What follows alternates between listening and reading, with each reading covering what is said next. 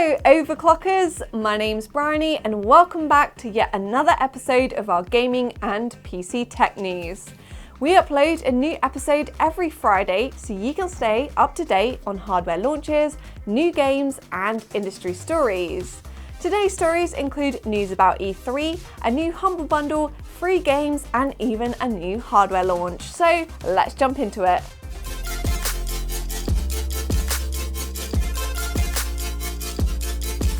Let's kick off the episode with the gaming chapter of the news, and our first story this week is yet another great Humble Bundle from the Humble Store. It's a game that I've not played in years, but if you love fast-paced first-person shooter action, Killing Floor is well worth a try. The Killing Floor collection includes both base games, the Armory Season Pass, filled with extra weapons for Killing Floor 2, plus even more characters, skins, and add-on content. It also comes with the story-driven VR exclusive Killing Floor Incursion, for those of you who really want to immerse yourself in the gory action.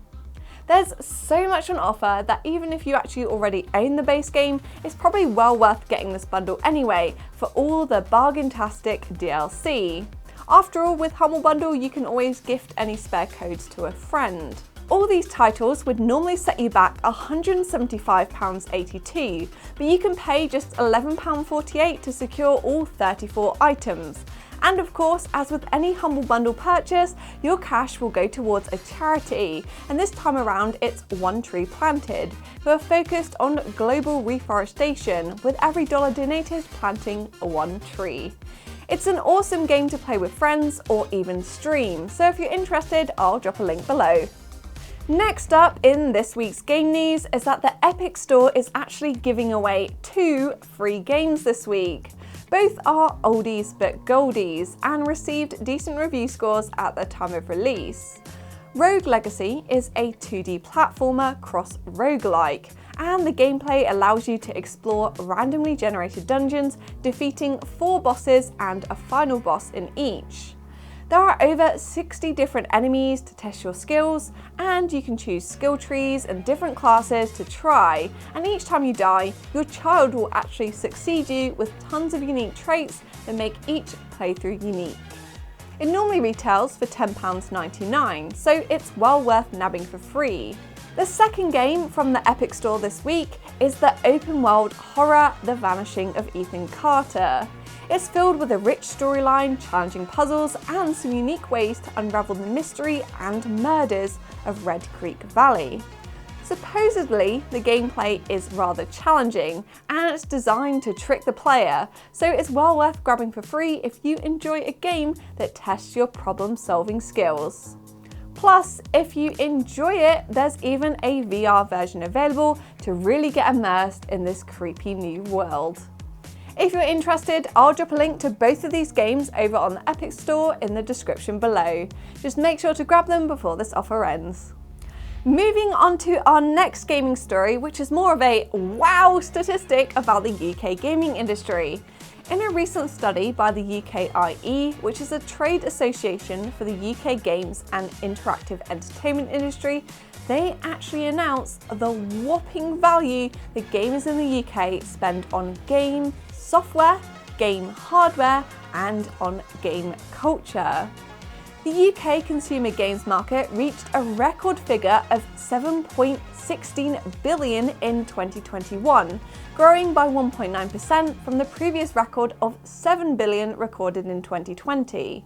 A large percentage of hardware sales were from the new consoles, but there was also a significant growth in virtual reality hardware and, of course, PC game hardware, which, as Overclockers UK is a retailer, is always great to hear.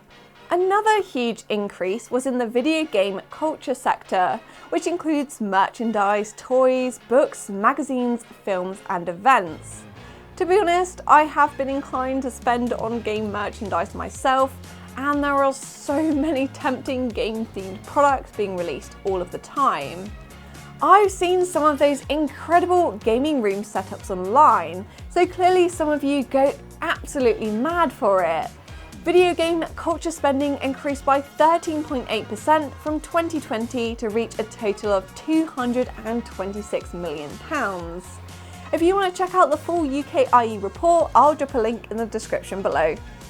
Our final gaming story this week is that the unfortunate news that E3 2022 has been cancelled. The fate of the hugely popular gaming event was uncertain, but now in a brand new statement, the ESA has announced that it will not be happening in person or even digitally this year. To be honest, the announcement isn't much of a surprise, as it had a pretty disappointing 2021 live-only event and a cancellation in 2020. E3 seemed to thrive as a large event held in a convention hall where people can really get hands-on with the latest games and technology. Another digital E3 would likely be a disappointment in comparison and probably only a shadow of its former self, particularly as some of the big names such as Sony, Microsoft and Nintendo are quite happy to stream and create their own standalone personal showcase. However, there is still hope for E3's future, as the statement reads, "We previously announced that E3 would not be held in person in 2022 due to the ongoing health risks surrounding COVID-19. Today, we announced that there will also be no digital E3 showcase in 2022. Instead, we will devote all of our energy and resources to delivering a revitalised physical and digital E3 experience next summer." Whether enjoyed from the show floor or your favourite devices, the 2023 showcase will bring the community, media and industry back together in an all-new format and interactive experience. So apparently we should look out for more news and announcements soon. But in the meantime, why not check out some of E3's alternatives this summer, as there is absolutely loads of them. You've got the PC Gaming Show and the Future Games Show, which are happening on the 12th of June. There's also the Summer Games Fest, which is happening sometime in June, plus events like Gamescom, Insomnia and EGX.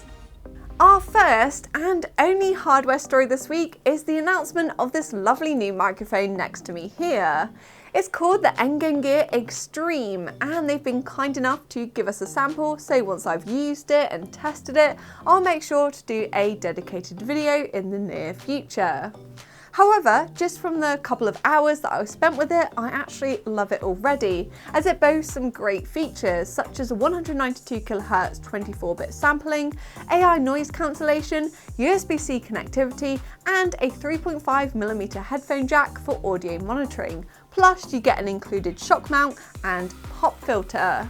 It's something that's really hard to show on camera, but the build quality actually feels great, and I personally love how it looks with a full metal body and distinctive RGB lighting. There's actually 12 different RGB lighting modes to choose from to suit your different aesthetics, and the microphone itself is actually available in the white that we've got here or a black variation as well. Endgame Gear is known for their fantastic mice like the XM1, so it's exciting to see them branching out into new areas and creating more high-end hardware. If you're interested, you can get yours now on the Overclockers website for $119.99, and I'll drop a link in the description below. Thanks for watching this week's episode of Overclockers Newsweekly. Remember to give this video a big thumbs up, hit that subscribe button, leave us a comment below letting me know what you think of this week's Humble Bundle, and I'll catch you again in the next one.